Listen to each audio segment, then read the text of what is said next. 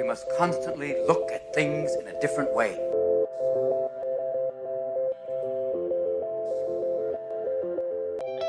The Healthcare Education Transformation Podcast was created by two physical therapists out of the desire to learn more about the different educational roles in physical therapy and healthcare, and how healthcare education works by talking with educational leaders and people with different perspectives within physical therapy and across interdisciplinary lines on how education can be improved to disrupt the status quo of healthcare education. This is our journey, and thanks for listening. Are you a third-year physical therapy student that excels on tests when you have study guides, checklists, and deadlines? With all of the information available about how to prepare for the NPTE, it's easy to get disorganized and not feel prepared going into the big day.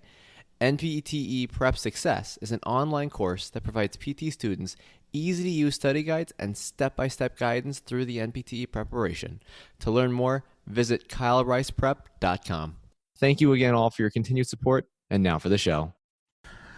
Hello, everybody, and welcome to another episode of the Healthcare Education Transformation Podcast's Teach Me Something Tuesday. This one actually comes from an old professor and mentor of mine, somebody who I look up to greatly and have followed his journey for many, many years.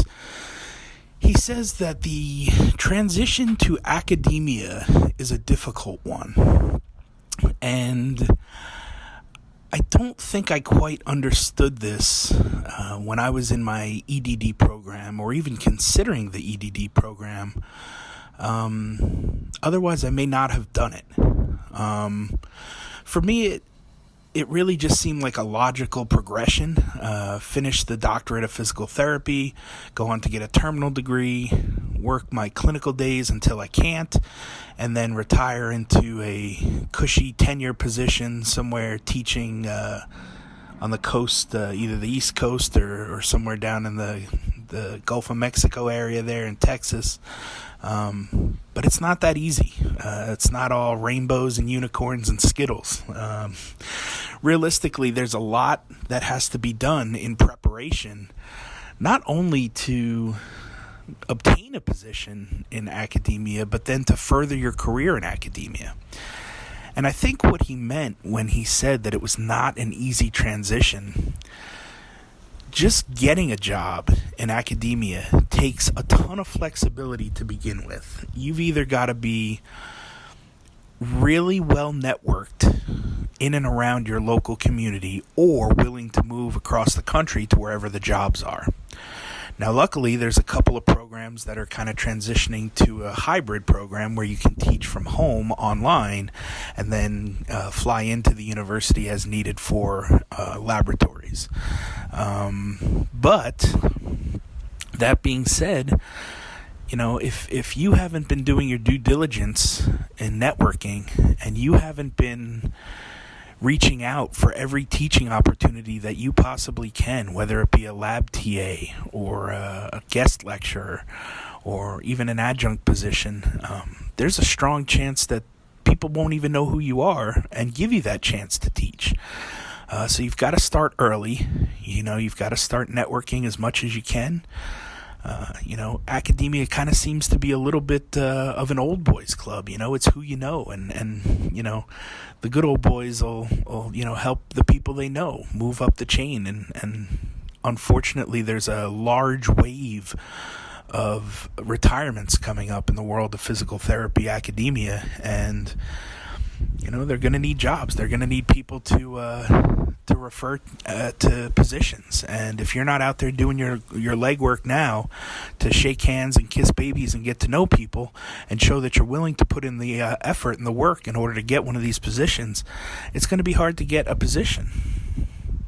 That being said, once you're in academia, you don't just show up for your class and teach and then go home and that's it. There's a lot of duties that need to be done that a lot of people don't consider when they are considering academia as a position. Some of those are student issues, right? Students may come to you, A, because they don't understand something in your class or something that you taught or something that somebody else taught maybe. But B, they may just have life issues. Now is the perfect time with coronavirus and everything going around. people are being affected in a lot of different ways. So students may look up to you and may come to you for guidance and for questions and to just pick your brain. And you've got to be there for that. There's office hours. You've got to be there in order to help students out with whatever course you may be teaching at the time. Plus, there's a lot of committees and a lot of board chairs and things that need to be done, on top of faculty meetings. There's just a lot of things that need to be considered when thinking about making the leap into academia. And then once you're in there, in order to excel, you've got to continue to push yourself. If you really want to try to get some form of tenure job, which is hard enough to do because tenure's dying, you've got to push yourself to really find ways to excel, whether that be poster presentations or guest lectures at conferences or putting on presentations for conferences, whatever it may be. Depending on if you're at an R1 research university, right? You may have to continue to do research and publish.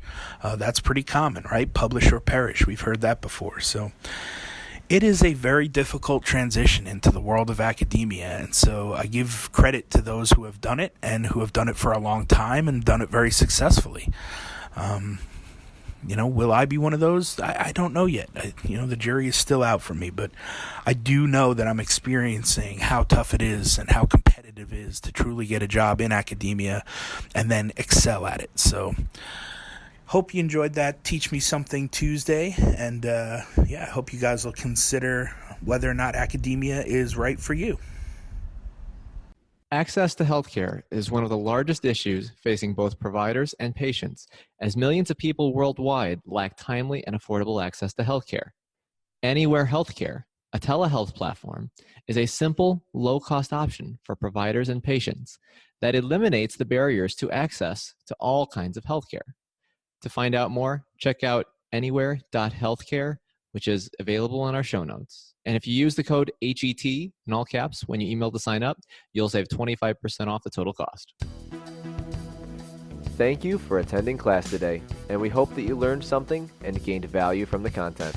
If you'd like to schedule office hours with us, feel free to add us on Twitter at HET Podcast, on Instagram, HET Podcast, on Facebook, the Healthcare Education Transformation Podcast, and the homepage, healthcareeducationtransformationpodcast.com. And for those of you following along in the syllabus, extra credit can be obtained by liking us, sharing us, and leaving a review. Let's continue our journey up Mount Educational Success as lifelong learners.